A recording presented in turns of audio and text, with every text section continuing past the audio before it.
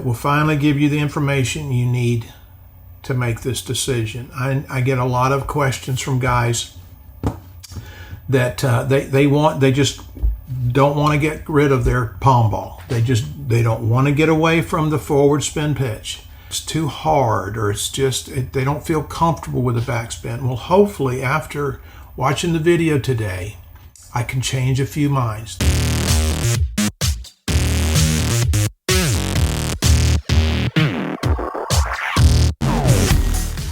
Okay, today we're going to do a video on topspin versus backspin pitch. This has been a point of controversy for as long as I've been pitching, and I decided a few weeks back that I'm going to get to the bottom of this and produce a video that will finally give you the information you need to make this decision. I get a lot of questions from guys that they just don't want to get rid of their palm ball. They don't want to get away from the forward spin pitch, or it's too hard, or they don't feel comfortable with the backspin. Well, hopefully after watching the video today, I can change a few minds. That's not to say that you shouldn't throw the forward spin pitch or the top spin pitch.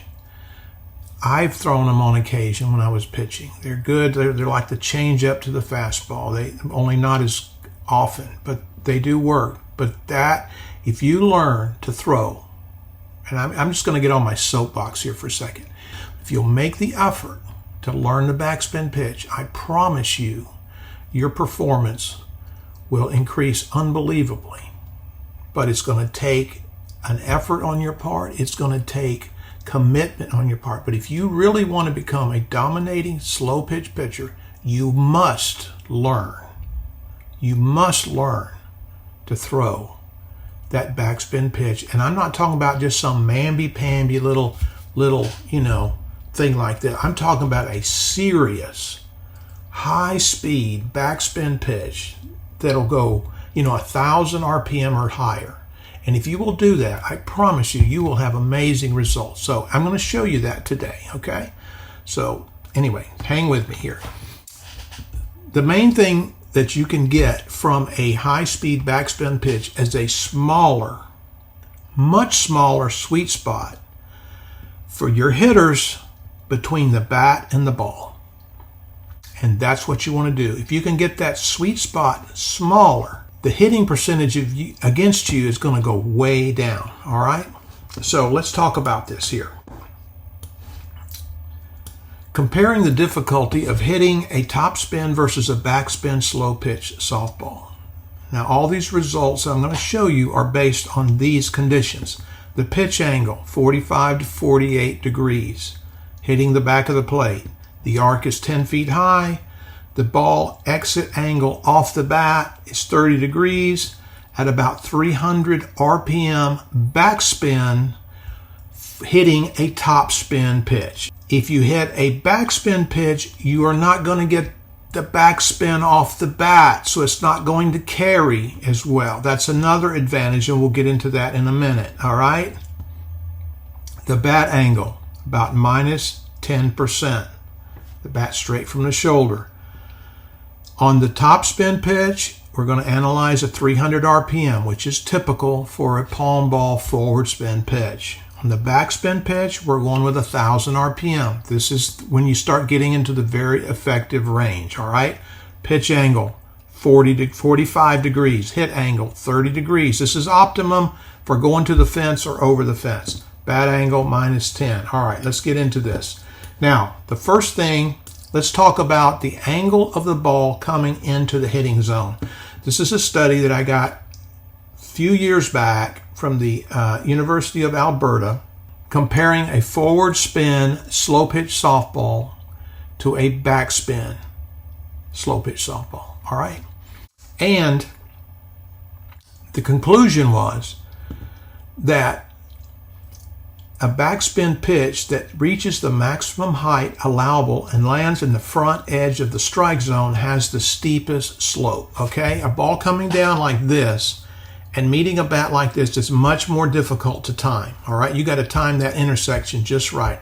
If the ball is coming straight in and the bat's coming straight in line with it, timing isn't an issue. You can hit it early, you can hit it late. It's not a problem.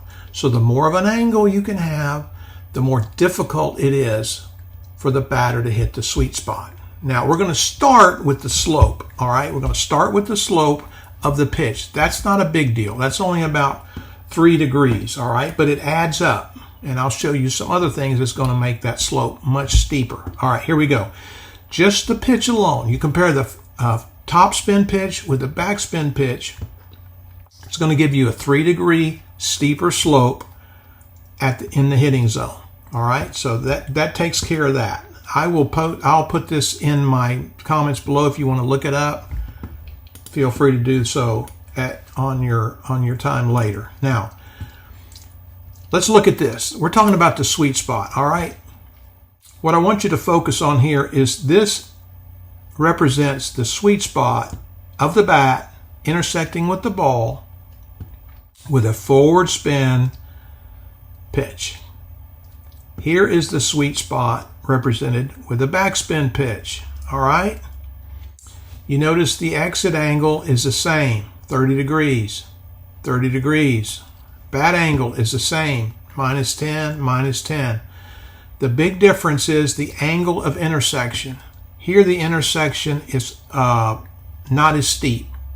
Down here it's very shallow and it's very narrow. The bat has a tendency to skid off the ball when you hit it that low. It's harder to get the sweet spot when it's that low, okay? The ball contact angle is 24 degrees with the top spin pitch. The contact angle is 48 degrees. So you're gaining a 24-degree advantage when you pitch with a high-speed backspin pitch. All right, let's move on to the next one. Here's another advantage.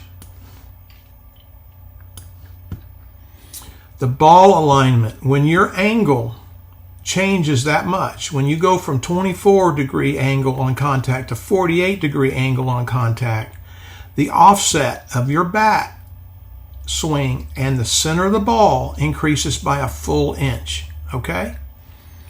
So when you're hitting that ball as coming in, how many times have you heard hit the bottom of the ball or hit the center of the ball? All right, that works great with a topspin pitch. That's fine. But with a backspin pitch, it doesn't work. You've got to get underneath that ball. So your bat swing has to be a full inch lower, 2 3/4 inches below the center of the ball. That is harder to do. It's more difficult. You have to estimate where your target is. Here you're more in line with the pitch. Here you're quite a bit offline of the pitch, all right? There's a 1,300 RPM differential between 300 RPM topspin and 1,000 RPM backspin, okay? Here's that other advantage I was talking about. 300 RPM backspin off of that pitch is going to carry, all right? It's like a tee shot. Here, you're going to get topspin off the bat. It's hard to calculate exactly what it is, but it's not backspin. It's definitely topspin coming off the bat because there's very little friction right here. You don't get the same, the computation isn't the same. That's very subject to things like humidity and other things. This is more predictable. This is much less predictable, all right? So here's, now let me show you topspin. I've got illustrated video here that I want to show you, and here's another one of the backspin. All right, so let's look at this, and this will illustrate in a different way how this works. So let's look at the topspin first. Okay, here's the bat angle. As you can see, that's about typical, -10 degrees. Here's the ball at 45 degrees. Now,